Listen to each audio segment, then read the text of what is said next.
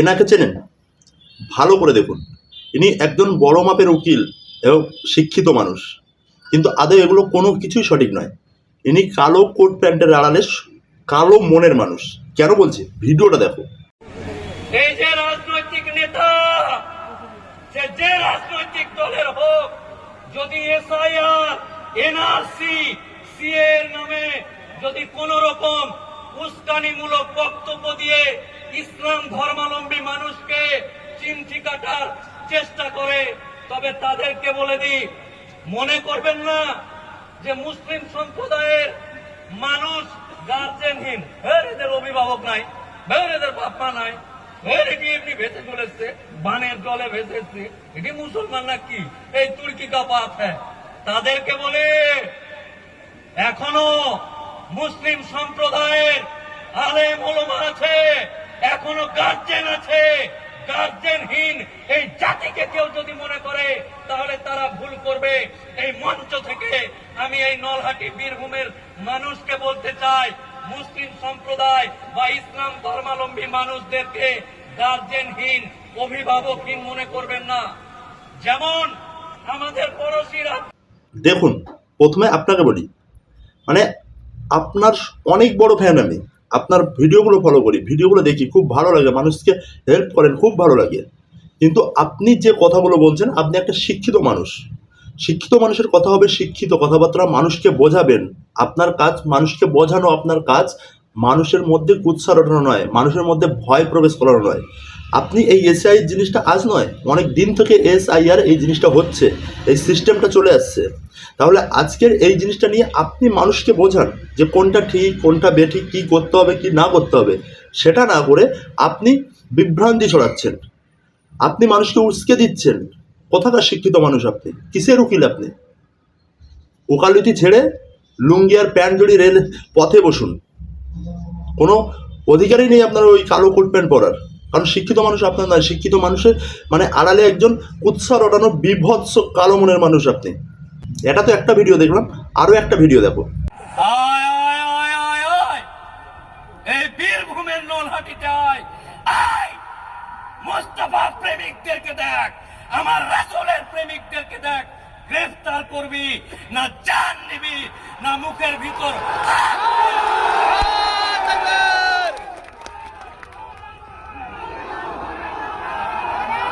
আল্লাহি আল্লাহর কসম, আল্লাহি আল্লাহর কসম, এই পৃথিবীর মাটিতে, এই দেশের মাটিতে, এই জেলার মাটিতে, এই বীরভূমের মাটিতে আমার মোস্তফা, আমার রাসূল কে নিয়ে কেউ যদি কোন রকম কটু কথা বলে, তার আগে এই মঞ্চের সামনে বসে থাকা বীরভূমের বাপ যারা উপস্থিত আছে, তাদের কথা যেন একবার স্মরণ রাখে। আমরা ধর্মীয় বিদ্বেষ চাই না, আমরা কোন রাজনীতির রং দেখতে চাই না।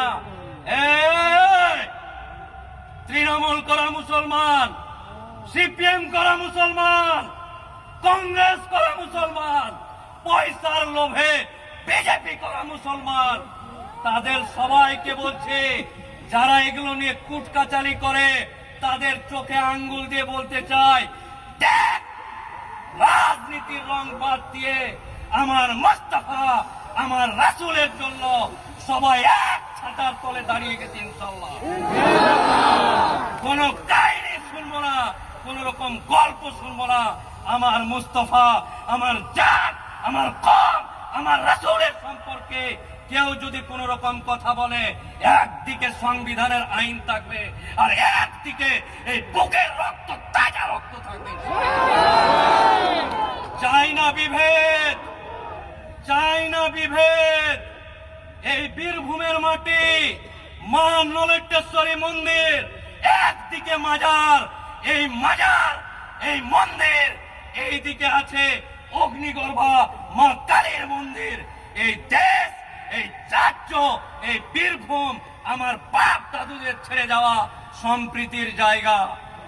কেউ রাজনীতি করবেন করেন, রাজনৈতিক নেতারা সকালে এক কথা বলে, বিকালে আর এক কথা বলে। রাজনৈতিক নেতাদের দুইটা মুখ আছে, একটা সামনে একটা পিছনে, কিন্তু মোস্তফা প্রেমিক রাসূল প্রেমিক মানুষদের একটাই কথা, মুখের ভিতর হাত দিয়ে কলিজা টেনে ছিঁড়ে ফেলে দিতে পারবে প্রত্যেকটা মুসলমান, প্রত্যেকটা উম্মতে মুহাম্মদ ইনশাআল্লাহ। নারায়ে তাকবীর, নারায়ে তাকবীর। দেখুন, ইনি যে বক্তব্যটা রেখেছে বা যে কথাগুলো বলছে, এটার মধ্যে কোনো শিক্ষিত ছোঁয়া আছে? কোনো শিক্ষিত টাচ আছে? সামান্যতম টাচ আছে? আমি মুসলিম ভাইদেরকে বলছি, আমি কারোর উদ্দেশ্য করে বলছি না, আমি হিন্দু বলে তাও কোনো কথা বলছি না। আপনারা মুসলিম, ইসলাম ধর্মের অর্থ হচ্ছে শান্তি, কিন্তু এনার বক্তব্য শুনে কোথাও কি শান্তির কোনো কিছু বার্তা আপনি পেয়েছেন? উস্কানিমূলক বার্তা, মারপিট লাগানোর বার্তা, গন্ডগোল লাগানোর বার্তা। আমার মুসলিম ভাইদের একটাই কথা বলছি, এসআই নিয়ে তো কোনো ভয় নেই। ভারতীয় মুসলিম ভারতেই থাকবে, ভারতীয় মুসলিম ভারতের হিন্দুদের ভাই, ভারতীয় হিন্দুরা ভারতীয় মুসলিমদের ভাই।